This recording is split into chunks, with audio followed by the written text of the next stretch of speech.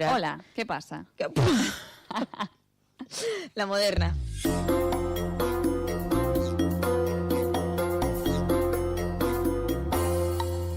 Las Entendidas, un podcast sobre cine y festivales. ¿O no?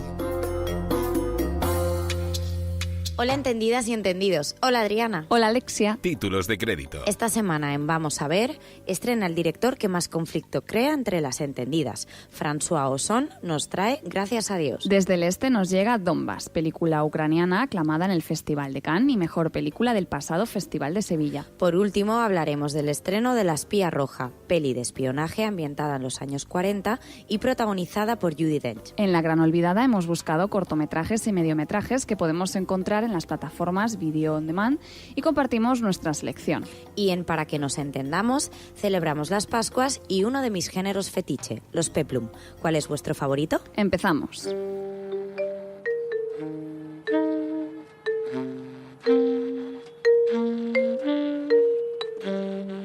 Vamos a ver.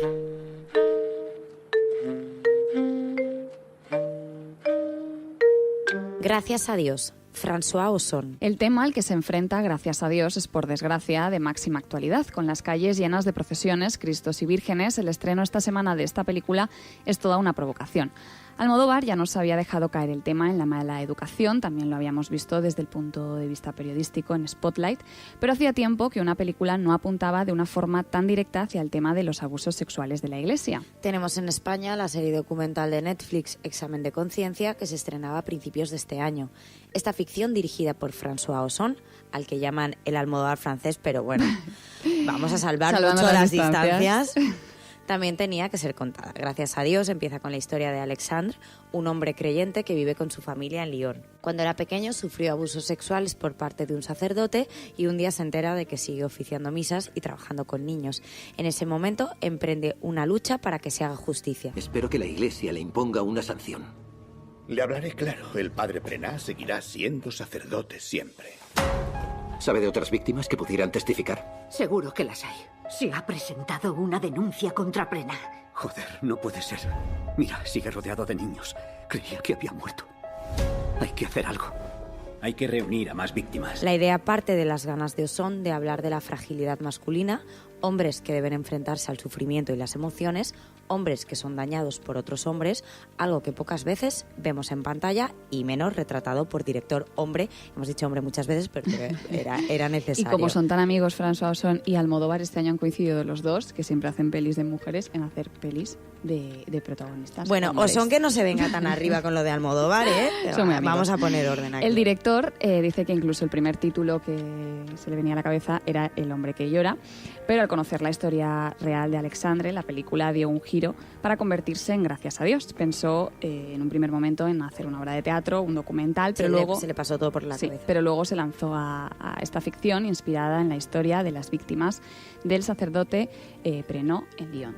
Sí, además él mismo llevó a cabo un trabajo de investigación con las víctimas reales y se impregnó de forma individual de todas esas historias. Las de Alexandre, protagonizado por Melville Poupeau, que es el protagonista de Laurence Anyways, es Laurence.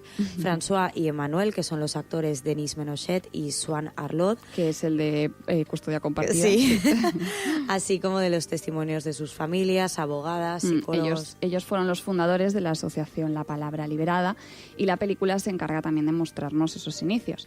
Estas tres víctimas destaparon uno de los escándalos más fuertes sobre la Iglesia Católica en Francia, además no hace mucho, fue en 2016.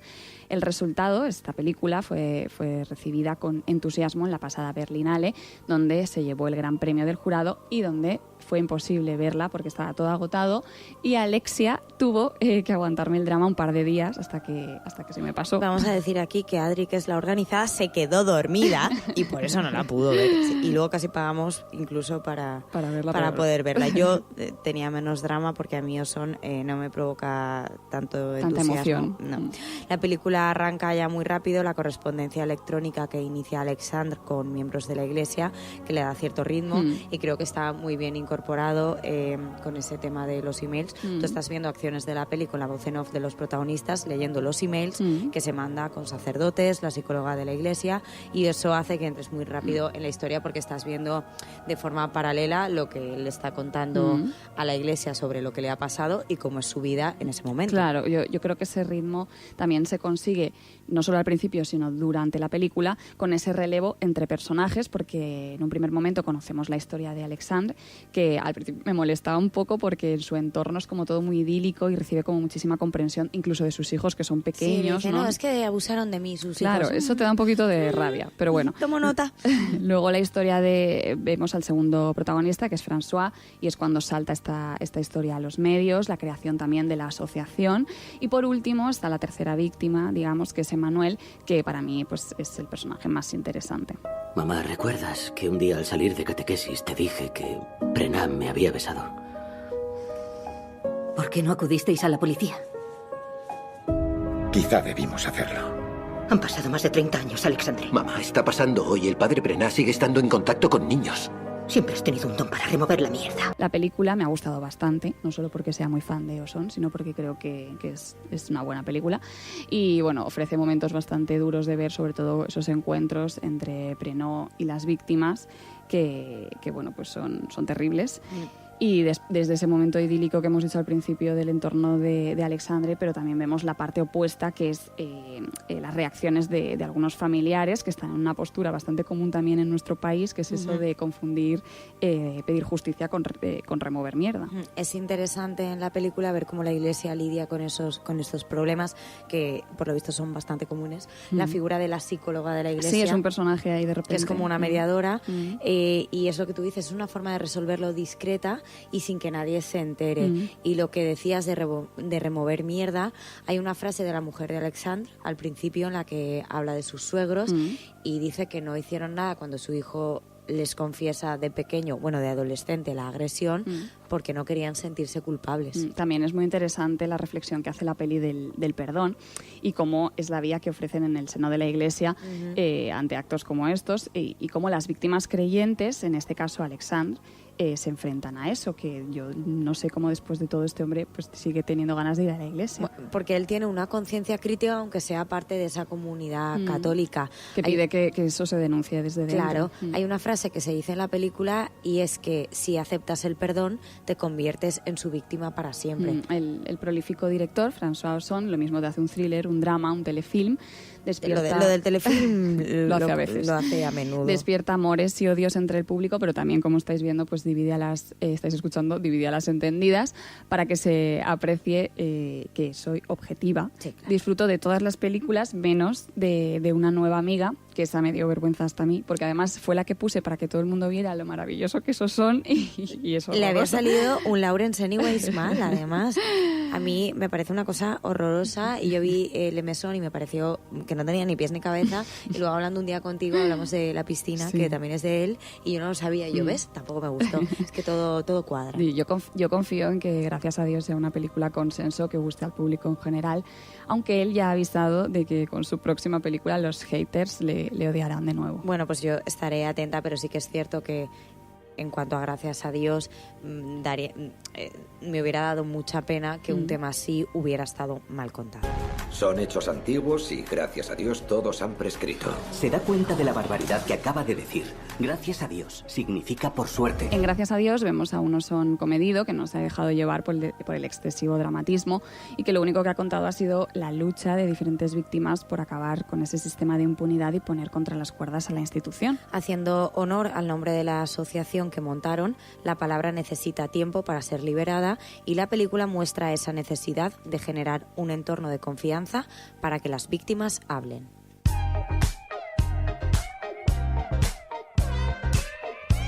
Donbass, Sergei Loznitsa.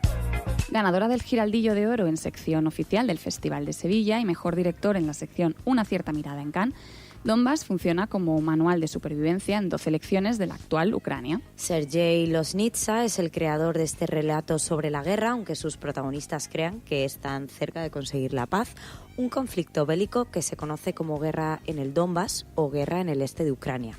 se produjeron después de las revueltas rusas en 2014 como respuesta contraria al Euromaidán, culminando con la proclamación de los estados independientes de Donetsk y Lugansk, que son los territorios que se conocen como Donbass. Esto, si queréis más información... Por favor, Adriana y yo hemos tenido que estudiar muchísimo para poder hablar de este tema y entender bien la película, las dos cosas. Sí, un tema al que él ya le dedicó uno de sus documentales más conocidos, que es Maidan.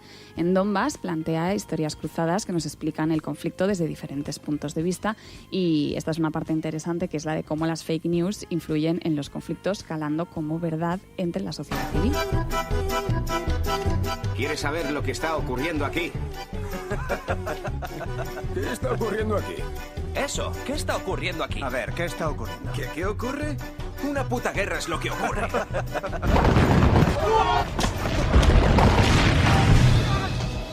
Estamos agradecidos a nuestros presidentes, a nuestros líderes. Muchas gracias. Aunque la película nos haya gustado, sí que nos ha faltado mucha información, como decíamos, para conocer el conflicto. Es el único pero que le podríamos poner. Pero que es culpa nuestra y no culpa de la película. Culpa de no ir estudiadas al cine. Aún así hay temas que son universales: la política, la corrupción o la violencia. Unos personajes que rozan los extremos, porque están los que se adaptan como si nada a la situación en la que viven, han perdido la casa, hay bombardeos constantes o cruzan las calles escoltados, y por otra parte están los que pues esa situación les mantiene en alerta máxima. La trayectoria del director ucraniano, que hablábamos de lo prolífico que es François Ozon, sí, pero este también lleva una buena carrerita ya, se mueve sobre todo en el terreno documental. En Donbass vuelve a la ficción, aunque según él ambos géneros están muy conectados. Bueno, es que a Sevilla, el Festival de Sevilla, fue con 3 películas, o sea, se marcó un consenso, como diríamos. Yo pensaba que le estaban haciendo una retrospectiva o algo, y es que no. Él tenía 3. Sí, llevaba esta, Donbass, y 2 documentales, Victory Day y The Trial. Y lo que decías de la conexión entre documental y ficción es algo que está muy presente en Donbass, porque de hecho el director, para escribir las secuencias que muestra la peli, se inspiró en vídeos amateurs de estos conflictos que se subían a redes, a YouTube y tal, y vienen a documentar esa realidad de una manera incluso más potente que lo que podría hacer un reportaje periodístico. Lo que está claro es el especial interés en todas sus historias de retratar las tragedias por las que han pasado países como Rusia o Ucrania, y en hablar de política, porque según él, aunque la intención no sea explícita, es imposible hacer películas apolíticas. Y también es imposible hacerlas si él es un director que sí, vive que además, en ese territorio. Es curioso que hemos detectado un cierto humor del este que tienen cintas como Donbass o la película Macedonia, que nos gustó tanto en la Berlinale, que es God Exist, Her Name is Petrunia, y una peli que vimos este año en el festival La Cabina, que se llama Salix Caprea, que el director además es uno de los actores de Donbass. Y es un humor, y a ese humor tan característico le hemos visto cierta conexión con Berlanga. Es como un humor siempre cargado de crítica e ironía, unos personajes muy berlanguianos, muy grotescos, ¿no? Y también por su forma absurda de crear y resolver conflictos. Sí, porque son ellos mismos los que parecen liarse. Sí. La sociedad que nos muestra Lotnitsa en Donbass parece resentida, pero a la vez con una gran necesidad de ser escuchada, como si nos hubiéramos olvidado de que está ahí.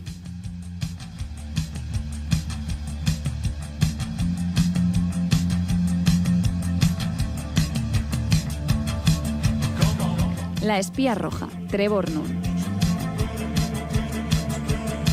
Judi Dench interpreta a Joan Stanley, una octogenaria que disfruta plácidamente de su jubilación hasta que un día es detenida, no por ser la encantadora anciana que es ahora, sino por haber sido espía en su juventud. Se le acusa de filtrar información a la Rusia comunista. La Joan de joven la protagoniza la actriz Sophie Cookson.